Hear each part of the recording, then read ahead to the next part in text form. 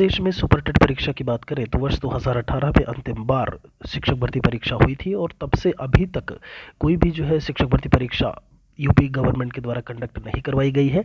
अभी यहाँ पर यूपी सुपर टेट को लेकर के फिर से एक बार युवाओं में, अभ्यर्थियों में उम्मीद जो है वो जाग उठी है। और कारण ये है कि जब हम उत्तर प्रदेश शिक्षा सेवा चयन आयोग की बात करते हैं तो वह वास्तविक धरातल पर बहुत तेज़ी से आने की अब कोशिश कर रहा है। आपने देखा राज्यपाल की किस तरीके से उस पर राज्यपाल महोदय की मुहर भी लग चुकी है और यहाँ पे जो उनके सदस्य हैं उनको कहीं ना कहीं चुने जाने का काम लगातार जारी है। एक हफ्ते में उनका जो एक नोटिफिकेशन की अगर हम बात करें उनके रिक्रूटमेंट के लिए वो निकलेगा और उसके बाद ही उनके चयन के बाद वो बाकी की जो प्रक्रियाएं हैं वो देखी जाएंगी। आपको हम बता दें, अपने आयोग जो शिक्षा सेवा चयन आयोग है उसमें आपने पीडीएफ जो उसकी जारी हुई है नियमावली में, उसमें आपने ये भी देखा होगा न्यूज़पेपर में काफ़ी कुछ था कि 90% रिटन 10% इंटरव्यू का होगा। तो इंटरव्यू अभी आपको मैं बता दूं जो 1 to 5 है प्राइमरी है उसमें आपको देखने को नहीं मिलेगा।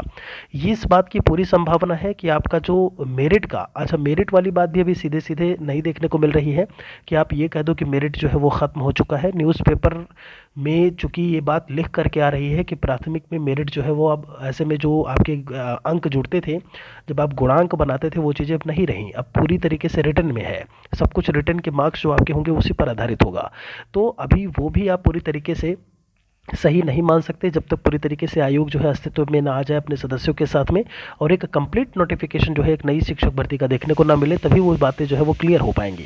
यहाँ पर ये चीज़ याद रखिएगा। लेकिन अब पूरी संभावना है कि जो मेरिट वाली बात थी, ऐसे में जो गुणांक को आप ऐड कर रहे थे, 10th की बात करें, हाई स्कूल आपका, इंटरमीडिएट, फिर आप ग्रेजुएशन, डीएलएड, बीटीसी की आपके परसेंटेज, उन सभी को जिस तरीके से एक गणितीय माध्यम से जोड़ करके एक मेरिट निकाली जाती थी, अब संभव है कि आपको जो सुपर टेट की जो परीक्षा है यानी शिक्षक भर्ती परीक्षा 150 नंबर की, उसी पर आपका जो इवैल्यूएशन है वो हो। और कहीं ना कहीं ये सही भी है ऐसे में कि उसी पर इवैल्यूएशन होना चाहिए और उस पर जब इवैल्यूएशन होगा तो ये बात आप जान लीजिए कि जो मैंने कहा ना कि अब ये काम आपको सफल कर देगा, तो काम यही है कि अब एक एक चीज़ें आप उठा करके देखना पढ़ना शुरू कर दीजिए। क्योंकि आप जानते हो कि यूपी के जीके से ले करके कितनी सारी चीज़ें होती हैं। जीके के क्वेश्चंस की बात करें और अगर हम पेडागोजिकल इश्यूज़ से बात करें वहाँ पर जो आपका सेगमेंट है, या फिर कंप्यूटर के क्वेश्चंस की बात करें, या आपकी जो लाइफ स्किल, टीचिंग स्किल, कई सारे अलग अलग सब्जेक्ट्स हैं, तो उन सब से चीज़ों को आपको देखना शुरू कर देना चाहिए। ईवीएस एनवायरमेंट की बात करें, एसएसटी की बात करें, पूरा का पूरा है और इनका ओर छोर कोई नहीं है, अंत कहीं नहीं है।